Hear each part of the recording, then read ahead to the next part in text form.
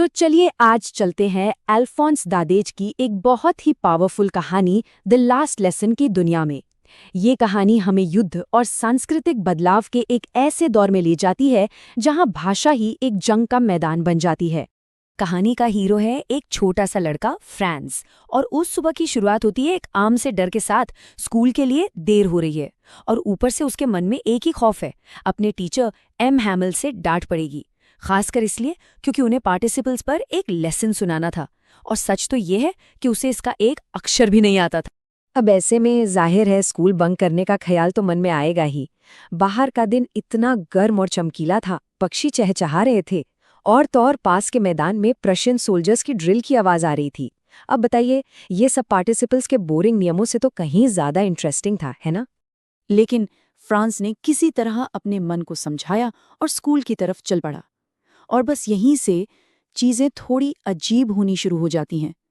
उसे महसूस होता है कि उस दिन की सुबह कुछ ज्यादा ही शांत थी, एकदम अजीब सी शांति। उसे रास्ते में कई चीजें बहुत अजीब लगती हैं, जैसे टाउन हॉल के बुलेटिन बोर्ड के सामने हमेशा की तरह भीड़ लगी थी। वही बुलेटिन बोर्ड जहां से पिछले 2 सालों से सिर्फ बुरी खबरें ही आ रही थीं। और फिर स्कूल, वो स्कूल जहां आमतौर पर इतना शोर, इतनी हलचल होती थी, आज तो ऐसा सन्नाटा था जैसे कोई संडे की सुबह हो। ना डेस्क के खुलने बंद होने की आवाज, ना ही बच्चों के एक साथ पाठ दोहराने का वो जाना पहचाना शोर। तो सवाल ये है कि आखिर ये सब हो क्यों रहा था? इस रहस्यमयी शांति की वजह क्या थी? खैर, इस पूरे रहस्य के पीछे की वजह छिपी थी बर्लिन से आए एक आदेश में।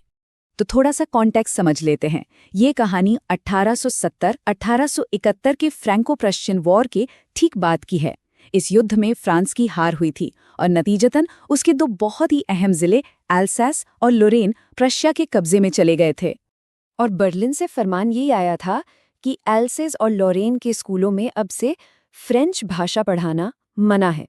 उस पर पाबंदी लगा दी गई थी। अब से हर लेसन, हर शब्द सिर्फ और सिर्फ जर्मन में पढ़ाया जाएगा। चलिए अब वापस क्लासरूम में चलते हैं। फ्रांस के लिए अब ये सारा रहस्य खुलने ही वाला था और उसे ये पता चलने वाला था कि ये उनका आखिरी फ्रेंच लेसन था। क्लासरूम के अंदर का माहौल तो और भी ज्यादा अजीब था। एम हैमिल ने अपने सबसे अच्छे कपड़े पहने हुए थे, उनका वो सुंदर सहारा कोट और झालरदार शर्ट। और पीछे की बेंचेस जो हमेशा खाली रहती थीं, आज उन पर गांव के बड़े बुजुर्ग, जिसमें पुराने हौसर और मेयर भी थे, सब चुपचाप बैठे हुए थे।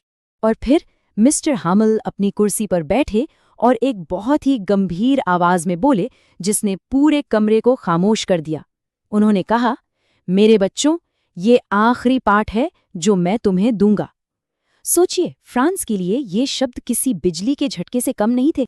और बस उसी एक पल में फ्रांस का दुनिया देखने का नजरिया ही बदल गया। वो किताबें जो बस थोड़ी देर पहले उसे एक बोझ, एक मुसीबत लग रही थी, अचानक से पुराने दोस्त जैसी लगने लगी। ऐसे दोस्त जिन्हें वो अब कभी छोड़ना नहीं चाहता था। और एम हैमिल, वो टीचर जो उसे हमेशा एक गुस्सैल इंसान लगते थे, अब उनके लिए उसके मन में सिर्फ सम्मान था और एक तरह की हमदर्दी थी। तो अब कहानी अपने सबसे जरूरी, सबसे कोर हिस्से पर पहुंचती है। वो हिस्सा जहां एम हैमिल अपनी भाषा की अहमियत को समझाते हैं। और वो इसे जेल की चाबी कहते हैं। और देखिए, एम हैमिल्स फ्रांस को डांटते नहीं हैं, बल्कि वो कहते हैं, मैं तुम्हें नहीं डांटूंगा छोटे फ्रांस, तुम्हें खुद ही काफी बुरा लग रहा होगा। वो कहते हैं, हम सबके पास खुद को कोसने के लिए बहुत कुछ है। वो बताते हैं कि कैसे सबने, छात्रों ने, उनके माता पिता ने और हाँ, खुद उन्होंने भी अपनी भाषा को सीखने को कभी गंभीरता से लिया ही नहीं, हमेशा टालते रहे। यहाँ पर एक बहुत जरूरी कॉन्सेप्ट सामने आता है, लिंग्विस्टिक शोविनिज्म, यानी भाषाई कट्टरता।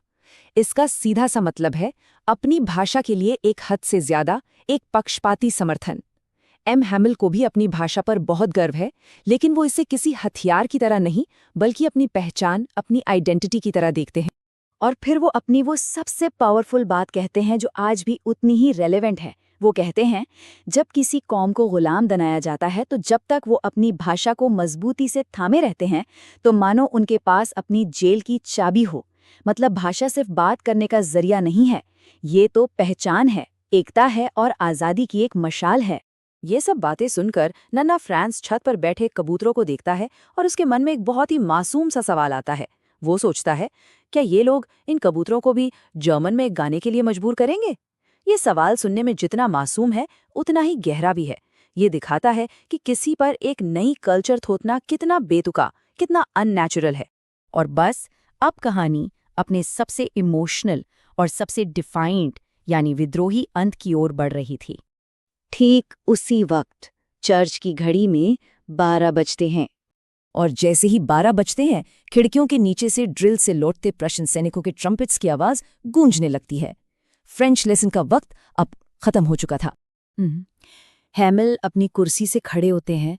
उनका चेहरा एकदम पीला पड़ गया था। उस पल वो फ्रांस को बहुत लंबे, बहुत ऊंचे कद के लग रहे थे, लेकिन इमोशन से, दुख से उनका गला इतना रुंध गया था कि वो एक शब्द भी नहीं बोल पाए। वह बस चुपचाप ब्लैकबोर्ड की तरफ मुड़ते हैं, चौक का एक टुकड़ा उठाते हैं और अपनी पूरी ताकत लगाकर जितने बड़े अक्षरों में लिख सकते थे लिखते हैं, वीव ला फ्रांस, मतलब फ्रांस अमर रहे।